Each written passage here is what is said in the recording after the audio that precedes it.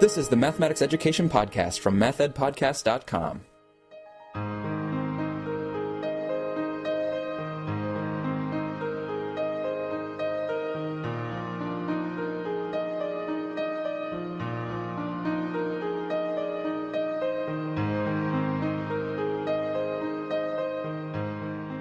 Welcome to the Math Ed Podcast. My name is Sam Otten from the University of Missouri, and my guest is Robert Wieman, who's an assistant professor in the College of Education at Rowan University, which is in New Jersey. Robert, thanks for being here. Thank you, Sam. We're going to be talking about Rob's forthcoming book. It's coming out soon, published by NCTM, and it's entitled Success from the Start, Your First Years Teaching Secondary Mathematics, and that's co-authored with Fran Arbaugh. But before we get to that book and dig into it, I wanted to ask Rob about your grad school experience and your dissertation.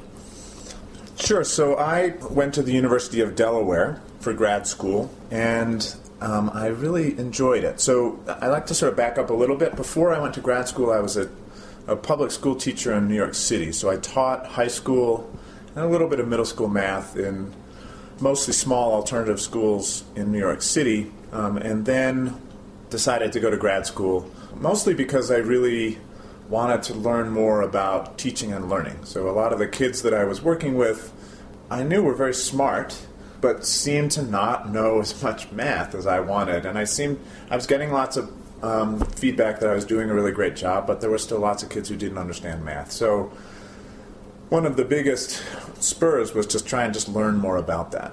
So I went to Delaware, and so I really loved Delaware. I think it was a great place. And I think that the College of Education was very good at being very clear about what they were doing was acculturating you to a different culture. So this culture of sort of academic research community. And they were very thoughtful and purposeful about how to do that. So, they had a set of core courses for all the PhD education folks that were very clear about, so these are the kinds of things you do as an academic. And so that our assignments were to write a review of a book for a journal, or interview a professor, or all these various different things that academics do. And they really took questions seriously about culture, like, so do you call your professors by their first name or doctor? So that part was really good. And then I think the math ed folks in Delaware were incredibly good at sort of being very clear and consistent around what makes for good research. And a very simple message around just sort of alignment, that your framework aligns with your questions, that aligns with your methods, which aligns with your data, which aligns with your sort of discussion. And it's a very simple idea, seemingly, but it turns out not to be so simple, and they just sort of over and over and over again. So I sort of it feels like I have these really smart people in my head who aren't me. They've implanted their voices in your head. Yeah, so if I have Jim Hebert and Ann Morris and Mandy Jansen and Tanya Bartel and Don Burke, if I have their voices in my head, I think I'm doing pretty well. So I really liked it a lot, and I thought it was incredibly valuable. I also thought it was very different than, so there was an overlap, but not a complete, was not isomorphic with the reasons that I went there. And so that was really interesting, right? So I learned a lot about the research of teaching and learning, which in many ways informs teaching and learning, but is not the same thing as learning how to teach better. And so that, sort of having to negotiate that and think about that, and what were sort of urgent questions in one field versus the other, I just found fascinating and interesting and difficult, but in a great way. And what was the question that you decided to tackle with your dissertation? How did you do that? So my dissertation was about what happens when teachers are asked to make goals to improve their teaching and then gather evidence to decide whether they've actually gotten better or not.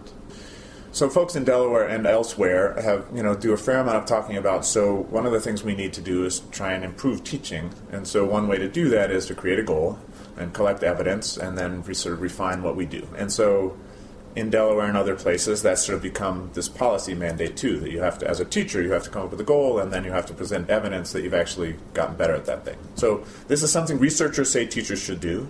It's something that some policymakers seem to think teachers should do. In some ways, they're supposed to do it. And so my question is, so what actually happens when they do it? And to me, that actually is kind of a big a big question in at least mathematics education is, so there's all these things that people think should happen, but what does it actually look like when it happens, right? And so to those of us that are sort of coming from the teacher world, there's quite a lot of difference between what we describe should happen or what we think is happening and what our own experience was. So that was sort of what I looked at, and then I ended up finding a couple things. So at Delaware we have this wonderful option of being able to write 2 articles rather than one 500-page dissertation, which you then have to turn into 2 articles. So one article was a lit review of sort of what, if I'm a teacher, what does the literature say about what data I should collect and how I should analyze it and what good will it do me? And guess what? I found out that not everybody says the same thing. So this seemingly simple directive to gather data to improve your teaching turns out to not mean the same thing to everybody. Right. And so I sort of said, look, I sort of framed it as there's 3 different ways of looking at this, and they're really determined by how you define the main problem of education. So that was sort of the lit review, and then the empirical study was this. I just sort of had teachers write down what their goals were and what evidence they were going to collect to see if they met their goals. And then the next month I said, what were your goals and what evidence did you collect and did you actually meet your goals and how do you know? And then what are your goals going to be for next month and what evidence are you going to collect? And then I just looked and saw, sort of began by saying, what do they write and do they connect teaching and learning? So this big idea was, do you actually connect teaching and learning? Right, because I think a lot of times people actually collect data and they don't connect teaching and learning, right? So they'll say, oh, Mrs. Jones's students do really well. She's good. Mr. Anderson's teachers, students don't do well. He's bad. But they don't actually say, what's the teaching that produced this particular gain? And, what could Mr. Anderson have done to actually have his students better, other than be more like Mrs. Jones, which may or may not even be true because, Mrs. Jones might have had other factors at play. Right, we don't know. So this idea is that it would be nice to connect teaching and learning if what you really want to do is see improvement overall, right? So if I don't, and so I just looked at, did they do that? And again, this seems to be a theme with my work is that, well, yes, they did, but in sort of ways that are more complex than you might think if you just read the mandates about connect teaching and learning. And so it turned out to be a little more complicated, and there's more than one way to do that. And they all did it in some ways, but the way that appears to be most productive was sort of the most difficult. And so that will help us think about how and if and when we can start to support and teach those skills in teacher education and in professional development and in working with as teachers. Yeah, and in supporting specifically beginning teachers, which is the subject of the book. So NCTM is going to be very soon publishing this book, Success from the Start, that you wrote with Fran Arbaugh. I was wondering if you could introduce us to the book in terms of what NCTM sort of proposed as the purpose of the book, or what you see as the purpose of this book. So this book actually came out of the NCTM Materials Committee, and they saw a need. They said, so look, there's a lot of books for new teachers. And there's a lot of books for teachers of mathematics, but the books for new teachers don't really specifically address mathematics. They're sort of these general things, and sort of general pedagogy or specific tips, or never smile till Thanksgiving, or these sort of disembodied things of any number, sort of various values. And then there was these books for how to teach mathematics that seemed to presuppose a whole bunch of things, right? So they sort of espouse these sort of fairly complex strategies around teaching that require that some of the more logistical elements of teaching that are so sort of difficult at the beginning, you kind of have taken care of. And so what NCTM thought was that there's really a place for a book for new teachers of mathematics that frames things that are important for new teachers to know, specifically in the realms of mathematics. So that was sort of where that's where the book came out of, and so that's sort of the idea of the book. And they originally wanted there to be one book, a book for new teachers of mathematics that they actually asked my wife and a colleague of hers to write. My wife's name is Sarah Ryan, and she is going to be writing a companion book to this, not a companion, another book that's like this. The counterpart to it. Yeah. Right. And so she actually wrote back and said, I'm happy to do it, but I don't feel like I have the expertise to do it for middle and high school. I can just do it for elementary school. Mm-hmm. So I wrote to NCTM and said, well, I hear you're looking for someone to write a book for new teachers of mathematics. Here's what I know and what I can do, and I also can find someone else to write it with me who you've actually heard of, who knows more than I do. And so Fran was gracious enough to accept my offer after checking with my advisor to make sure that I was A, not crazy, and B, able to do this at the same time as writing my dissertation. So, and my advisor said, what should I tell her? So that's sort of how the book came about. Yeah, and I was wondering too if you have a sort of some guiding philosophies that you brought to now putting this into action. So you have this kind of charge from NCTM, here's this need, and now as you enacted it, what did you kind of bring? It sounds like maybe you brought some goal setting, some evidence gathering as part of this process to start right away with beginning teachers, maybe some connections between teaching and learning. Were there other overarching kind of ideas that you brought to it? Well, so one thing we did right at the beginning was we all four of us sat down, so Fran and me and Sarah and Kathy, and we sort of sketched out well, actually, Kathy and Sarah got started earlier than we did, so we definitely piggybacked on some of their ideas, but there was this sort of idea of a structure of the book, so, and it's really connected with sort of the purpose and the underlying ideas. So the book is structured, there's 4 different sections, and one section is the sort of this big idea, the sort of the big picture section, where we talk about sort of what we mean by knowing and understanding mathematics, and how we think students come to gain those understandings, and then what that means for teaching. So it's sort of a theoretical framework. And then we have a section about sort of what you can do to create a learning community and what you can sort of do before kids arrive. So sort of the work that you do before kids arrive and at the beginning that sort of will set you up for success. And that one you call the laying the groundwork. Right, we call that the laying the groundwork. And so there's stuff on how you can gain knowledge about your kids before they show up, how you can identify and find people to help you in the school, right? So kind of are there teachers you can work with? Can you learn about their curriculum and that sort of thing? And then sort of some things that you can do in the first week or two that will really create a community that then sustains the kinds of learning that you want. And then we have a section about the lesson cycle, sort of planning and acting and reflecting and tasks. So sort of choosing tasks, planning lessons, enacting those lessons, and then reflecting on them. And that's sort of the meat. That's for us. That's kind of the meat of the book. Like that's the thing that you have to do every day. And then we have a final section called Elements of Affecting Teaching. So it's other things that you have to do, but they're not as that. So there's there's a chapter on homework. There's a chapter on classroom management. There's a chapter on ways to deal with struggling students, assessment, all those sorts of.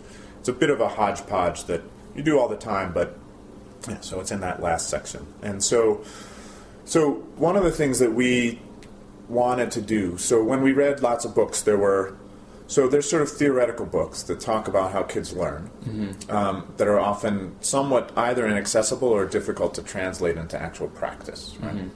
So especially if you're beginning out. Especially if you're beginning, right. And then there's lots of books that just have lists and lists of tips, right? So, get to know the janitor.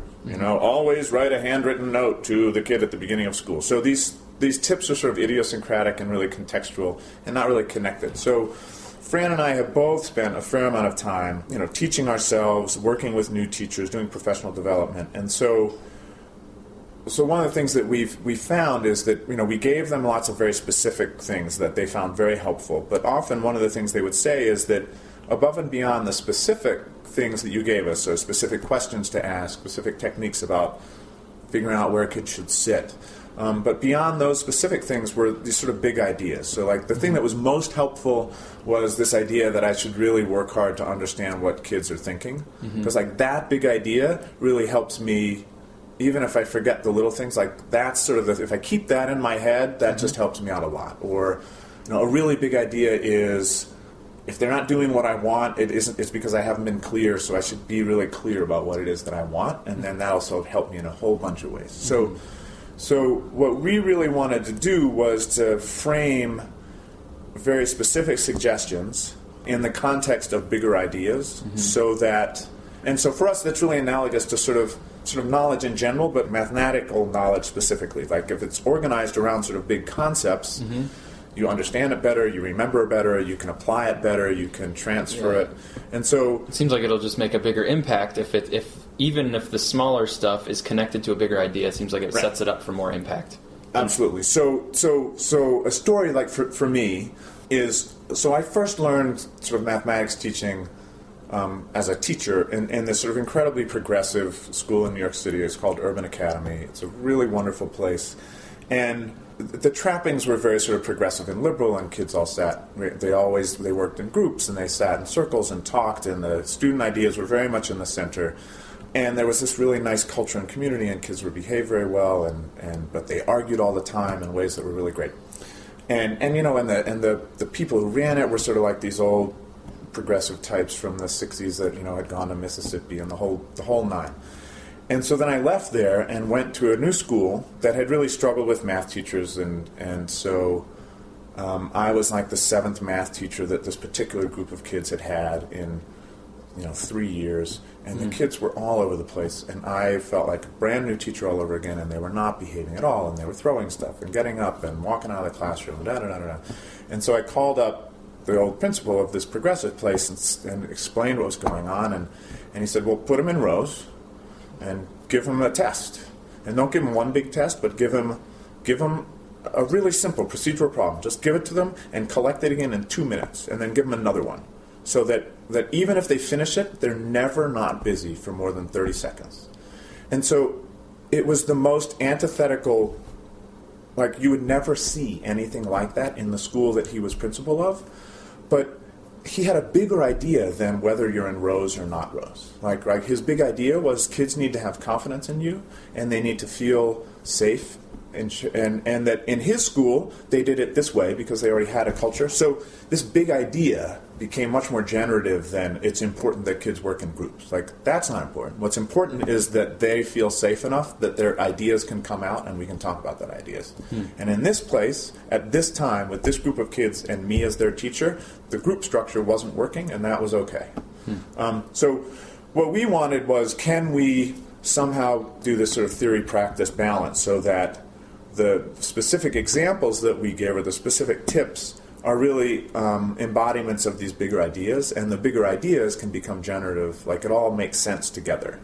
And so, for instance, in these elements of effective teaching, so like the management chapter, many of the same ideas in the management chapter really are exactly the same as the ideas in the sort of creating the learning community chapter, right?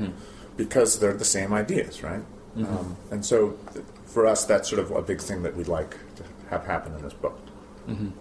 I'm speaking with Rob Wieman from Rowan University about his book forthcoming from NCTM. So you mentioned classroom management, and of course that's a big topic for beginning teachers. It's very much a concern of pre-service teachers and beginning teachers. And old teachers. And so there's quite a bit out there already on classroom management, but in this book, as you said, it's tailored to mathematics specifically, and you tried to couch this in terms of the larger ideas that you're addressing in the book. So could you say a little bit more about how does that classroom management look different in this book than you would see in other books that are maybe giving tips and things on classroom management? So I would say that one way, so I think there's a traditional way that people approach classroom management, and new teachers in particular see classroom management. So I think they define classroom management in terms of avoiding negative behaviors, and their sense of being good at classroom management is reacting effectively to negative behaviors. And so we think that's sort of limited use and really isn't connected to mathematical thinking. So we sort of reframe the idea of classroom management into clarifying and then teaching positive mathematical behaviors. So instead of saying that the well-behaved student and the well-run classroom is one who does not exhibit these negative behaviors, we talk about students, that our goal for students is for them to learn and exhibit these positive behaviors. And many of them are positive mathematical behaviors. Exactly. So the positive behaviors aren't sit still and shuts up, though sometimes that's absolutely necessary, don't get me wrong. But the positive behaviors are creates good representations, or asks really good questions, or explains really well, or justifies, or is willing to disagree. and even more so, like is willing to disagree mathematically, or is able to sort of continue to persevere and work on a problem even if they don't know what to do right away, or stops and thinks about the problem and whether what they're doing is leading to a solution. So these are sort of intellectual habits, but I think we can also talk about them as behaviors.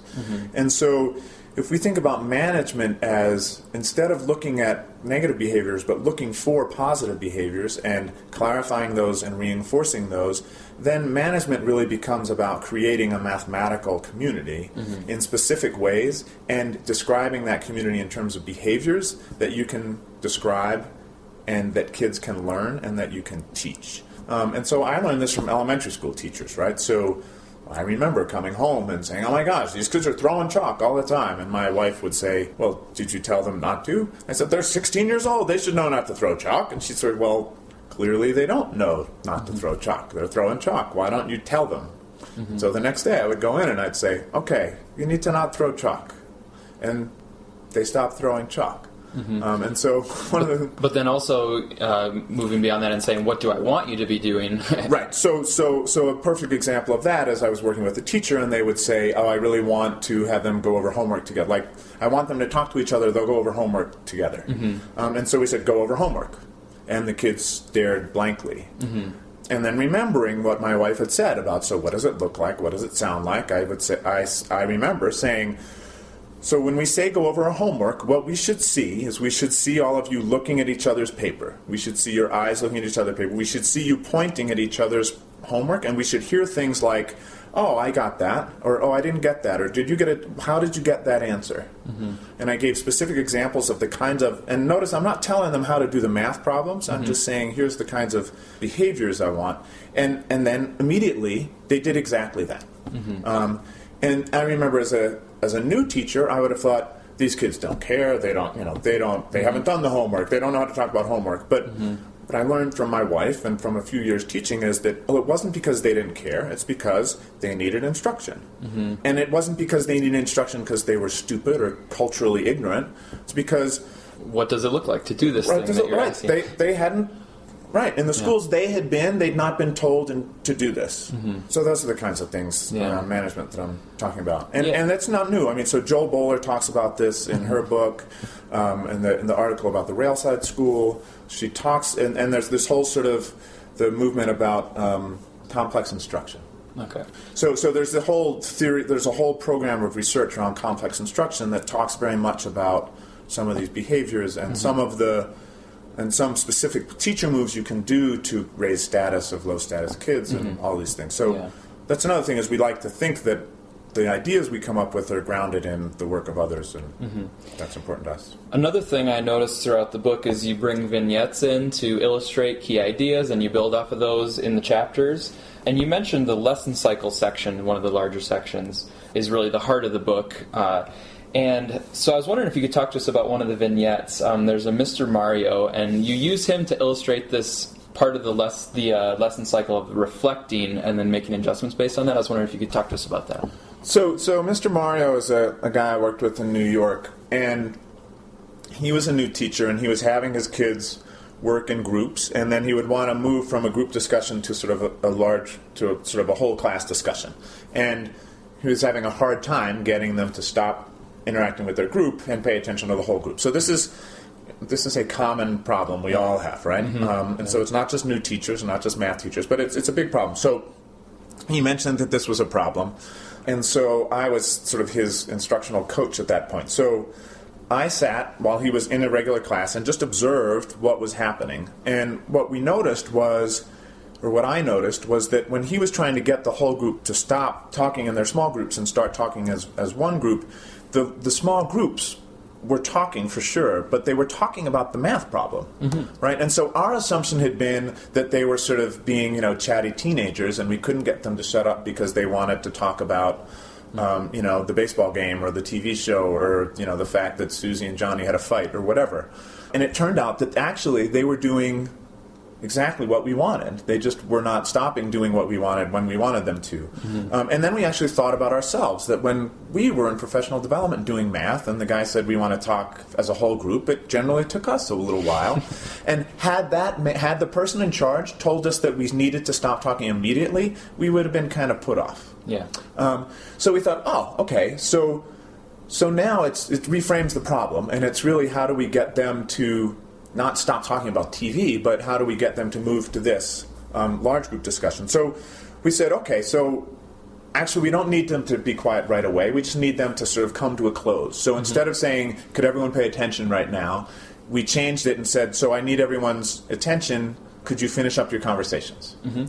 And so he did that, and it worked a little bit better, but not so great. Still not so great. So I sat in the room again, and I noticed that so he was saying this thing that was more aligned with what we actually wanted, but kids just really weren't paying attention to him because they were mostly really still paying attention to the mathematical conversations they were having. So we said, okay, so instead of standing up at the front, why don't you go around to each group and say it to each group? So we did that, and I sat in, and it was a little bit better, but still not so great, because we noticed that if they're sitting in a group of 4, their attention is literally sort of visually at the center of the table. So when they're sitting in a group of 4, their attention is directed at the center of that group. And so when he stands next to them, they're not paying attention to him. So then we said, so what you're going to do is you're going to go around to each group, and you're going to take your hand and make it into a fist and put it in the middle of the table. So it's clear that you're getting attention. And then our prediction is they'll look at that and then look at you and say, what the hell is this guy doing? And then you can say, you're having a great conversation. Could you, I'm going to want the whole group to talk in a minute. I'd like you to see if you can finish it up. Or something like that. And then we did that, and it was just a whole lot better. Like all of a sudden, this seemed to create a quantum change. So we use this as an example to sort of talk about what reflective practice means and how just sort of trying little changes and seeing how they work and then trying them again, how sort of it's a long but interesting process, and that these little tiny changes actually can be pretty big, right? So if he's doing that 3 times a class and it's taken 4 minutes each time, that's 12 minutes every class. And his class is 45 minutes, so that's a quarter of the time. All right, and if he's got 180 days a year, that's 45 school days. He's waiting for kids to stop talking so they can have a full day. Right. So they can have a full group discussion. And so if he can turn that from 3 minutes to 30 seconds, he's just saved himself 37 days of instruction. And while still respecting the students and not just cutting them off. And not feeling bad that they're not talking, and actually realizing that they're doing productive work. So it's analyzing the problem, thinking about it carefully, and making these purposeful adjustments. Right. And how it's helpful to have to work with others to do this. And so that was sort of our example of reflective practice. Now, it's interesting that example isn't overtly mathematical. So I can hear Fran in the back of my head going, but we need a math example. But I don't think they're mutually exclusive, right? Right. You have a lot of people in your head, it sounds like. That must be helpful. That's why there's no hair on the top of it. You must have a lot of people in your head, too. That must be it. I hadn't thought of it that way. I'm speaking with Rob Wieman from Rowan University about his book, Success from the Start, Your First Years Teaching Secondary Mathematics. So this book isn't out yet, but it should be very soon from NCTM. And as it comes out, I was wondering what your hopes are for who might use it, how they might use it. So the specific audience is new teachers of mathematics. So the audience are secondary teachers, middle school and secondary. It's middle and high school. So when we say secondary, we mean middle and high school. Okay. So it's mostly teachers who teach mathematics versus sort of self-contained classrooms. And so we're thinking that it's people who are going to teach, people who have just started teaching, so people in their first couple of years. We also think it would be really helpful for mathematics educators, so people who are working with those people, so administrators, mathematics educators in universities and colleges, supervisors of student teachers, professional developers. We would like to think it would be a great book to read as sort of a book group in some sort of professional learning community. And some others, I think it's nice to think that there are things in this book that people who've taught for 20 years can use. And I think that's that would be great. I mean, if you want to buy it and you've been teaching for 20 years, we will not prevent you from buying this book. But that's not the primary audience. Right.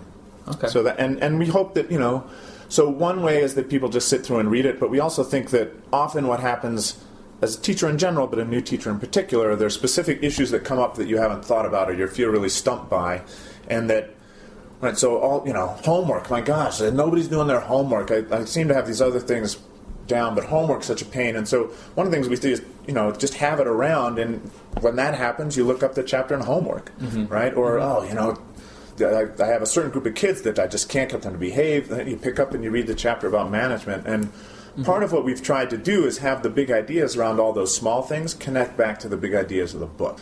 So there's a lot of ways into sort of that big idea, rather than if you don't read the first chapters, you're done. So that's sort of how we see people using it, and we hope that lots of people use it. No, I mean, I think it will be a great resource. I think it does fill that need that you mentioned at the beginning. So thanks so much for your work on it. Before I let you go, though, I do have one more question. I ask it of all my guests, so you're not alone if this is a little bit of an awkward position. But imagine if you were not in mathematics education as your profession. What would you be doing? So I even had like an hour to think of this, right? And I still am like, I don't know. So now it's feeling like total so this is the contest to see how cool I am. And, I failed that contest long ago. So so now you can just think, forget what anybody else thinks, and what would you be doing? So I'm going to tell you a story. So when I was a kid, back in the old days, I spent some time hitchhiking, a fair amount, actually. And so one of the things that I did when I hitchhiked was whenever someone picked me up, I would just make up a different identity for myself. So like I got to be, Walter Mitty for real. And so oh yes, I'm the game warden in Kenya and I'm off on vacation, or I'm a mountaineer, but so I just make up all these things. And at one point, some guy picked me up. This was like in England or something, and so I was like, I was my surfer fantasy phase, I guess. So I was like, oh yeah, I live in Venice Beach, and I surf and whatnot. And of course, I'd never even been close to Venice Beach at all. But this guy was like, oh yeah, I have a house in Venice Beach, I love it. And he started talking about all the restaurants and whether I liked this place or that place. And so I stopped doing that after that for a little while. Luckily, he just never stopped talking about himself. So what would I be if I was not a math educator? So I think that I would be an exotic foods critic. So like the weirdest things to eat, and write about that. Now, it seems like that's kind of a low-pressure critic, because people won't have a basis for comparing whether your sort of judgment is... That's right. So if I tell you that the best fried grasshoppers are on the corner of 5th and 14th and I'm Bangkok... I'm going to believe you. You're going to say, yeah, that's probably right. I have no better basis for... All right. Well, in that case, yeah, the best fried grasshoppers clearly are in Bangkok. Absolutely. So yeah, I would be a gross-out exotic foods writing critic. Well, that sounds fun. Maybe slightly dangerous, but that might be part of what makes That's it me exciting. all over, man. Fun and slightly dangerous, Sam. Well, thanks, Rob, so much for taking the time to do this. I really enjoyed talking to you. Well, thank you very much. I think the work you're doing is excellent, Sam. Thanks.